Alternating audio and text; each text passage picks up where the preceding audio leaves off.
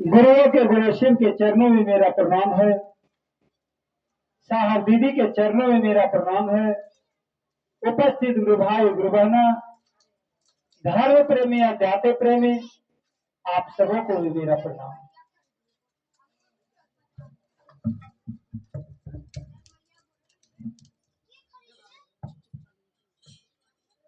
देखिए, हमारे आपके लिए आज ऐसा दिन है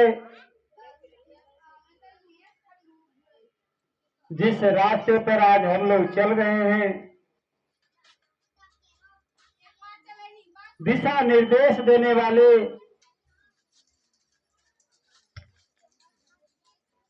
साथ में चलाने वाले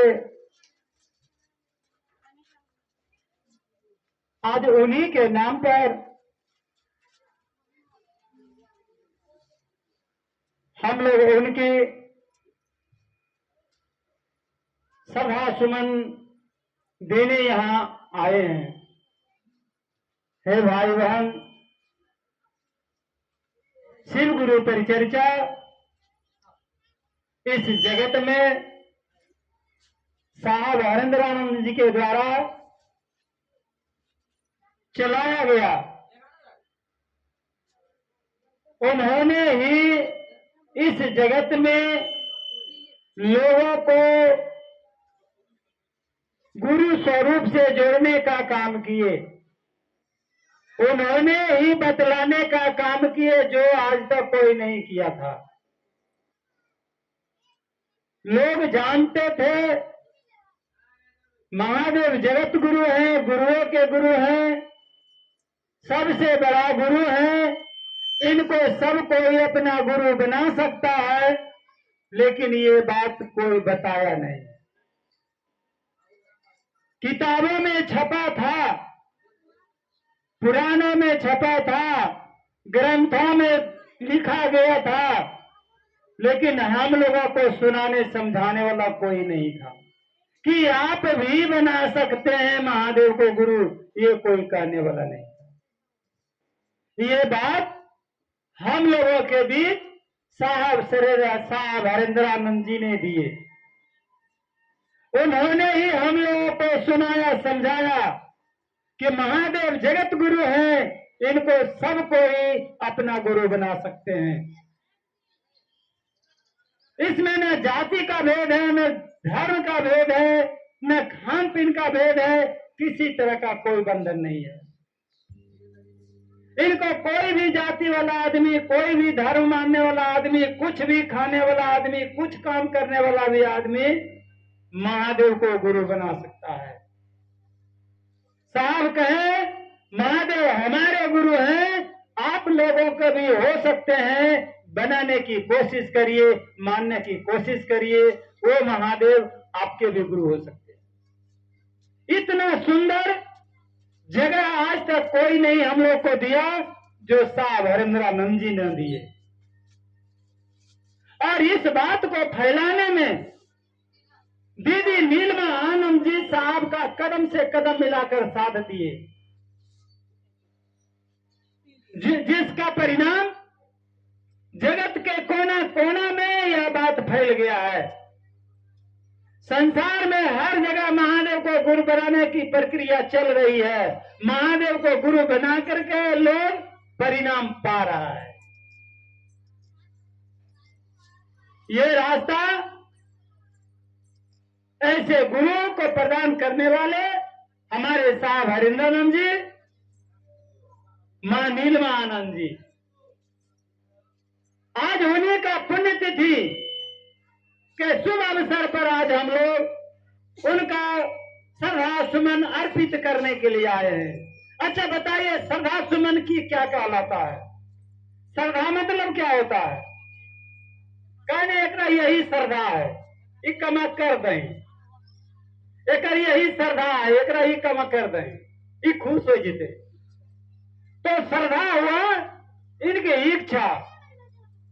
तो इनकी इच्छा है कि जगत का एक एक व्यक्ति महादेव का शिष्य हो जाए। यही ना दीदी? इनकी श्रद्धा यही है।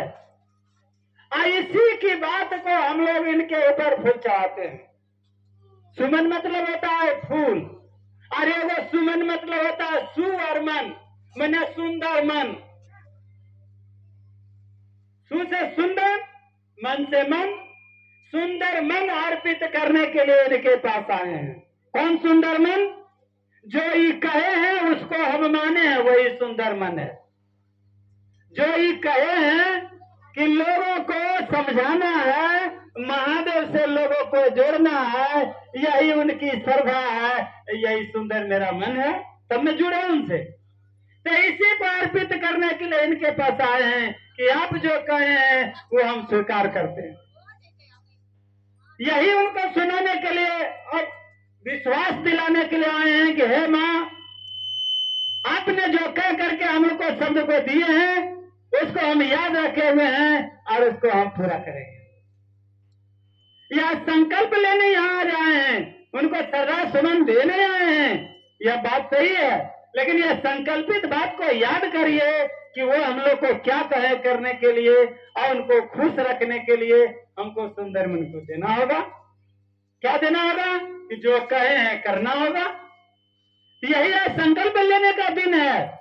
जो नहीं इस बात को कर रहे हैं, जो लोगों को नहीं सुना समझा रहे हैं, आज दीदी के पास फूल चढ़ा करके यह संकल्पित होइए, संकल्प लीजिए कि जितने देर हमको मौका मिलेगा लोगों को समझाने का काम करेंगे, लोगों को महादेव से जोड़ने का काम करेंगे। यही ना श्रद्धा सुमन हुआ, उनके श्रद्धा को पूरा करना। हमारा सुंदर मन उनके शरण में गया, अगर ये नहीं किए तो कुछ नहीं। इसलिए आज तमाम भाई बहन संकल्पित होइए कि जो हुआ सो हुआ, आज के बाद हमको जितने समय मिलेगा लोगों को महादेव से जोड़ने का काम करेंगे। और यही हम लोग को काम भी मिला है। साहब ने यही कहे भी हैं कि जितना देर मौका मिले उतने देर लोगों को समझाइए। साहब तो ये नहीं कहे हैं कि अपना काम छोड़ करके गुरु का काम करिए। आप अगर दिन भर में 20 काम करते हैं, अब 20 काम में 24 घंटा आपका व्यतीत हो जाता है, तो उसी 24 घंटा में आप 21 काम को जोड़ दीजिए, एक काम और लगा दीजिए उसमें। अब बताइए दीदी, अगर हम लोग परिवार में 2 किलो चावल में खाना खा लेते हैं और एक अगर आदमी नया पहुंच गया तो क्या उसके लिए अलग बनाते हैं कि उसी में हो जाता है? होता है ना उसी में। तो उसी तरह से जब हम 20 काम करते हैं 24 घंटा में, तब महादेव का काम भी एक जोड़ कर दीजिए उसी 24 घंटा में। 21 काम हो जाएगा? नहीं होगा। एक मिनट भी अगर निकाल लेंगे तो 20 मिनट समय बचेगा। आधा मिनट भी अगर हर काम में बचाएंगे तो 10 मिनट बचेगा। और आधा मिनट नहीं कहिए 15 सेकंड भी अगर निकाल लेंगे तो कितना बचेगा? 5 मिनट बचेगा। साहब कहे 2 मिनट करिए, 2 मिनट, 2 मिनट में आपका जीवन बदल जाएगा, जीवन सुंदर बन जाएगा। अच्छा दीदी बताइए, लोगों को कहते हैं कि महादेव को गुरु बनाइए, महादेव को गुरु बनाइए, बस महादेव को गुरु बनाइए, महादेव के इतना पूजा रहिए ना, इतना खुश कर लिए, जो मांगाइए वो ये दे रखे, है ना दीदी? महादेव का जो मांगाइए वो ये दे रखे, ताकि गुरु बना के की होते। शरीर को जब बुखार लगता है तो डॉक्टर के पास जाते हैं, और मन जब बिगड़ता है, मन को जब बुखार लगता है तो कहाँ जाना पड़ेगा? मन को समझाने वाला क्या है? शरीर को ठीक करने वाला तो डॉक्टर है, मन को ठीक करने वाला कौन है? गुरु। वही समझाएगा। तो कहाँ ढूंढेंगे? धरती पर ढूंढिएगा, गुरु तो खोल करके खा जाएगा। कल वो भाई से बातचीत हो रहा था, बोला हमारे को गुरु महाराज आ रहलखिन है। कल रे बड़का गुरु महाराज के पकड़ के छोटका गुरु महाराज के पकड़वा न तो जो खावला घर सामान लेके चल जाता। अरे वैसे गुरु को पकड़िए जो देगा।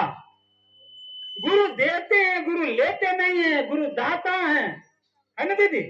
गुरु देने वाले हैं, गुरु लेने वाले नहीं है। जो गुरु लेता है वो गुरु थोड़ी है, वो तो पेट मरवा है, तो पेट को पालता है।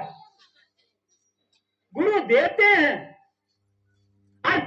जैसा गुरु और दुनिया में मिलेगा कहां। इसलिए हम भाई बहन से कहेंगे कि जो नहीं समझे हैं उनको समझाने का प्रयास करिए।